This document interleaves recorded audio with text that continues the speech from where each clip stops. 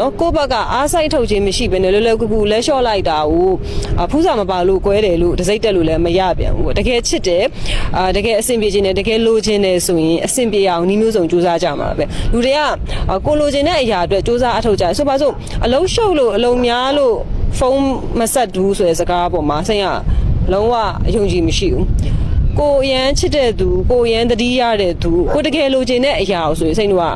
အားဆိုင်ထုတ်မှာပဲဆိုပါစို့ကွာအချင်းချနေတဲ့သူမှာထောင်ဖောက်ပြေးတယ်ဆိုရဖြစ်ရတည်ရှိဖောက်ပြေးတယ်အရန်ကိုလွတ်မြောက်ခြင်းစိတ်ပြင်းထန်လုံးလို့ဖောက်ပြေးတာလေအခုကထောင်ဖောက်ပြေးရဲ့ကိစ္စမှမဟုတ်တာကိုချစ်တဲ့သူနဲ့နီးစပ်ဖို့ကြိုးစားတာကိုချစ်တဲ့သူကိုဖုန်းဆက်ဖို့ကြိုးစားကိုချစ်သူနဲ့တွေ့ဖို့ဆက်သွယ်ရဖို့ကြိုးစားတာထောင်ဖောက်တဲ့လောက်ခက်ခဲနေတဲ့အရာမဟုတ်ဘူးအဲ့တော့သူ့ရဲ့ဒီလူနဲ့နီးစပ်ခြင်းစိတ်ဒီလူနဲ့စကားပြောခြင်းစိတ်ဒီလူနဲ့အဆင်ပြေခြင်းစိတ်က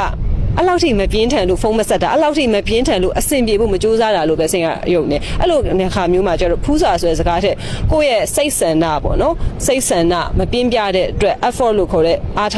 စိုက်ထုတ်မှုပါ